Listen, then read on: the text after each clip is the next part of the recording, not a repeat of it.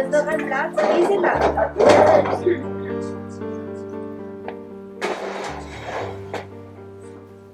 Yeah, welcome to my second book launch. I'm very happy that you're all here. Thank you so much that you took the time to come here. I know that time is very valuable, and I'm very glad that we can share a little bit together today. For those who don't know me, I'm Mikki Funks, and today is my book launch of my second book, which is called True Love. It is actually the journey of true love and how she manifested in my own life.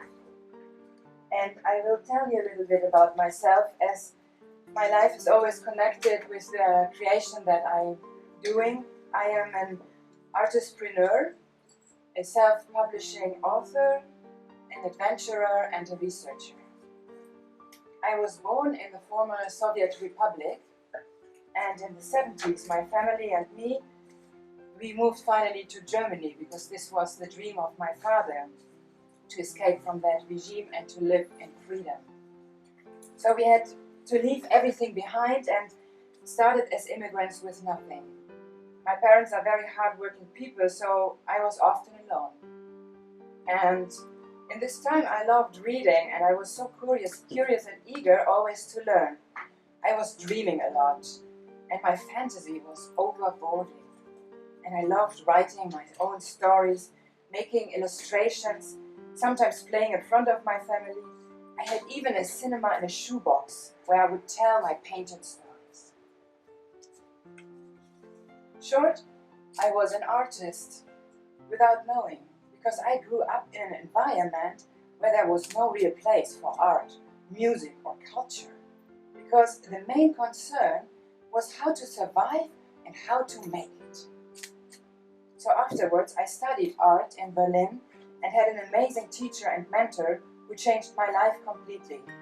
And I had the luxury of a time where I was mainly painting day and night. I was obsessed. And I had this strong belief that art can change the world. Art became my religion. So I did everything I thought I need to do to become a successful artist. I studied and trained hard, and I started to sell. I was working with really good galleries and sold my work to important collectors, even to museums, and my work was shown at fairs. All the things I had dreamt of came true. But me, I still was not happy. It did not fulfill me. Meanwhile, I expanded my creative exploration, and I was working with film, making costumes, acting, filming, performance, creating and working with an artist collective. I even got married, and we founded together a film company. We were living a kind of bohemian life of artists in Berlin. But I would still not be satisfied. I still did not feel true love. I read thousands of books, went to seminars, met teachers, witches, charlatans. I was a workshopaholic, trying to find my way, trying to find my happiness, trying to find the promised true love. Nothing but the opposite. I lost more and more my love, especially for myself. I had a couple of breakdowns, and then in 2010 it was just enough, and I had to end everything. My marriage, as it was a toxic codependency, the film production, all the people living in my house, living from my energy. I was burnt out and confused, not knowing what to do and where to go. Actually, I knew where I wanted to go. I wanted to go to Ibiza, the island of my dreams. dreams. And more I was there in my dreams. I would wake up and realizing that I was still in Berlin. How could I make this jump? And what would I do here on this island? I thought still, if I want to make it, I have to stay in Berlin. And nobody could understand me that I wanted to leave Berlin, now that it became so popular. One day, I sat down, and I remember that day. I was sad and depressed, and alone in my studio. After all this craziness of years, always being surrounded by people and trying to find something that would make me happy. I thought to myself, I need a plan. I need something that can show me the way out of this situation. Something that is fun, easy to do, and would not put too much pressure on me. Because I already had no energy left. So this is how my first book came to me. And it was an amazing experience, as I can truly say it came from a creative source I did not know until then. It was like easily flowing through me, and I had fun doing it. It was almost like a resume of all the research I had done. The magic formula, YESWOW. Only 2 words. I thought, well, maybe one day I will make a book out of it. I wanted to make nice drawings and write it nicely because I just made it like this, you know, it just came out of me. There's like things flipped out and so on. You can have a look later if you don't know it. So, the book of self-love. And in the beginning, I was almost ashamed or even a bit disturbed when I wrote this, because I thought, like, am I the only one who's not loving herself?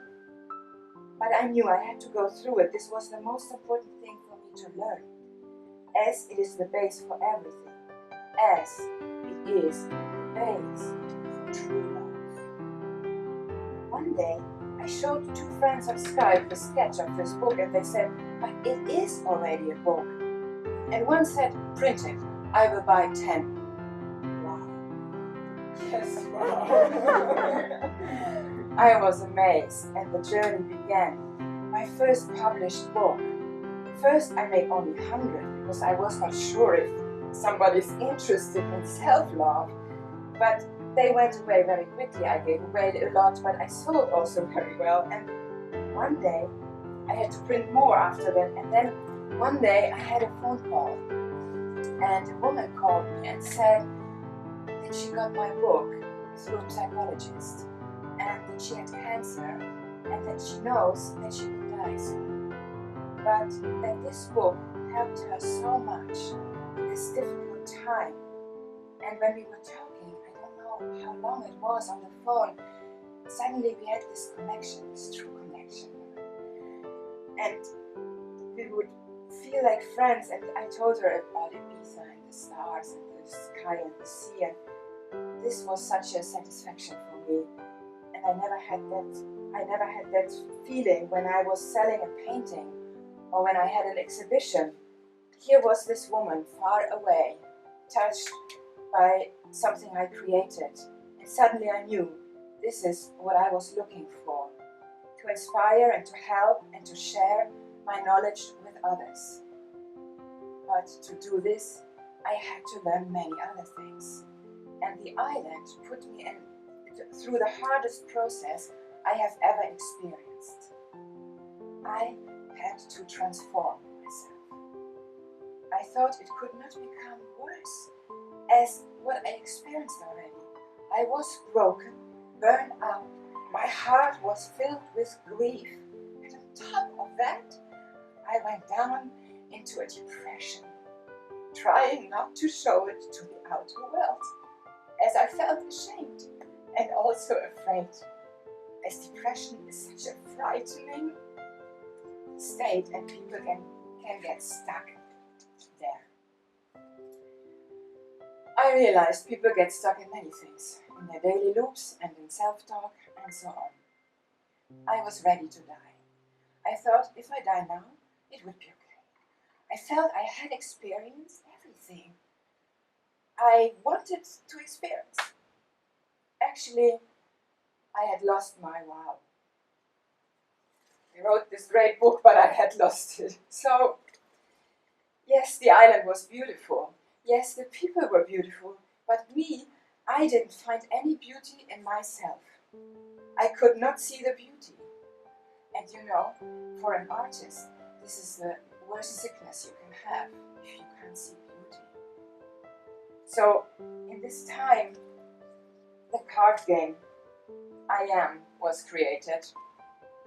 And I had to work with this strongest affirmation there is in the universe. I am. All the tools that I created, I need time to test them. So I had the test period and worked with them. And I had to understand, and I had to face my monsters, and I had to do the so-called shadow work. And in 2013, I had a Satori moment. I have to admit, it was with the help of drugs. I went to a state where I finally could feel this incredible love everybody was longing for. And high as I was running around and telling everybody, we are love. We are love. Because I finally could feel that it is nothing outside of us, but we are that. We are love. That love is always there as we are made of it. As it is our nature. It is our nature to care for ourselves and for others. And in that time, I came together with a man who symbolized for me exactly that. Finally, I thought I found true love. But then I destroyed everything. I was so horrified by my own destructiveness, and I could not understand why I would be so destructive. Only through going really deep and facing myself, I understood that deep in my subconscious, I felt not worthy of true love. I could not receive love, as I could not give the love that I needed myself. I went through a very strong purification, and I had the great possibility to live in front of YESWOW, and there I got more and more insights about the card game I created, and there I had also my breakthrough. The truth was healing me. The truth was healing me. There I had the possibilities to release all these restrictions and limiting beliefs, and to overcome them, and to become strong, and to be the being that truly I am, and to follow my dream and my mission, to unfold my creativity, and through that to inspire you, and to inspire your fire to do the same. As our imagination and creativity are the biggest tool we have to create heaven on earth, here and now. So, let me read a bit out of my new book.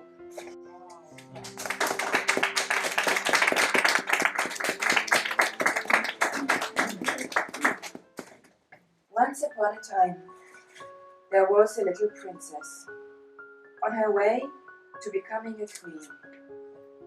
She was very talented, but impatient. She wished for success, fame, and abundance. Slowly, she realized that all these things were already present. She was carrying success inside of her. With every step, she started to recognize and appreciate herself. Her success was growing, and she understood that success was not a final goal, but the way itself. She understood that fame was not measured by how many people knew her, but by how many people she could be an inspiration for. She could inspire someone simply by giving them a smile.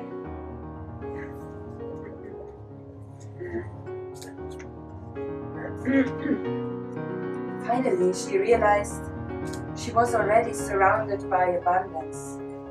Nature is abundant. She saw all the flowers around her moving abundantly, waving to the music of the wind. The sea, the moon, the trees, the dolphins, and all the other animals were singing the song of Aboom, dance, dance, dance, dance.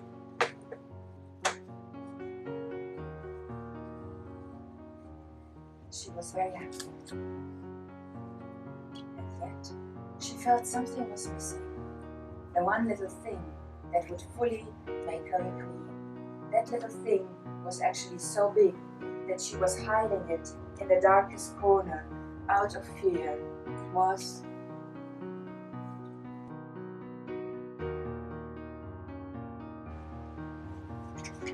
she had heard already so much about it. In secret, she was dreaming about it and wondering how it would feel and if she would ever experience it. She had heard all the stories that it goes together with pain, that once you open your heart fully, because that is the only way to experience true love, it could be that your heart would break and you would experience the biggest pain. On the other hand, true love is the biggest power of the universe and overcomes any obstacles, no matter what. True love is there for eternity. Our little princess was standing under the sky, full of stars, and she was talking to them how much she wished for true love. It became her only wish. And so the stars heard her and sent her a man. Well, he was also still a little prince on his way to becoming a king. His heart too was longing for true love. He had been searching in every corner of the planet. He couldn't find it, as true love is always finding you. So suddenly, true love found them. They were drinking and eating true love. They were speaking true love. They were making true love. They were breathing true love. Every cell of their bodies was true love. They were true love. Wherever they would go, the union was shining true love.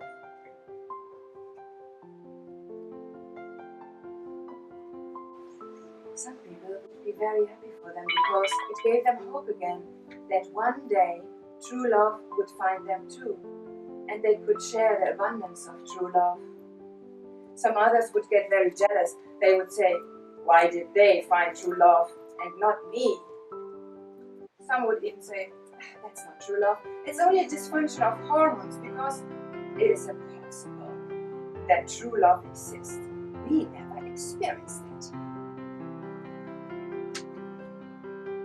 Some would go even so far as getting together and doing magic against their true love. The black magic would plant seeds of doubt in both of them, and these doubts would start to grow like cancer inside of them. The doubts would confuse their minds, and they actually started doubting true love. The little princess started to think this was all just an illusion, and that true love was different. The little prince doubted too, and every thought of doubt made his heart cold, till his heart was completely cold. The little princess tried everything, but she could not reach him any longer. She did not know what to do. She cried day and night. She prayed on her knees again and again to the stars and even to the whole universe. She cried a river full with her warm tears, and these tears would eventually reach the little prince and would warm his heart again. She was the happiest princess on the planet, just for one day. The spell was too strong, and the doubts were eating the little prince from inside. Soon his heart was closed again, even more closed than before. Nothing could reach him, and he didn't know how to open his heart anymore. The little princess was confused. Doesn't true love overcome everything and is the biggest power of the universe? Yeah, I stop here for today. Yeah. And I want to invite you to get your true love. We will meet in 8 weeks again. And who wants to know how the book goes further? And who wants this book, maybe you can order yours here. Write your name and your email and pay 10 euros to Sophia, so she will keep the Schatzmeister. And in 8 weeks we will meet again, and the book will be printed as my other book. And yeah, that's my invitation to you.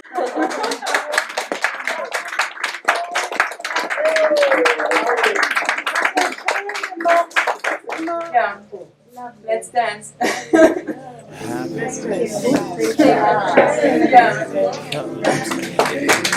And a reading, I will give also card reading, so whoever feels, and there is hummus and cards and yes.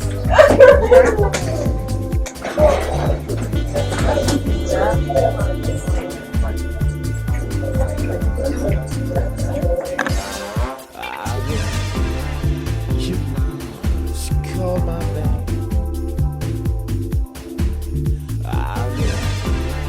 You call my name.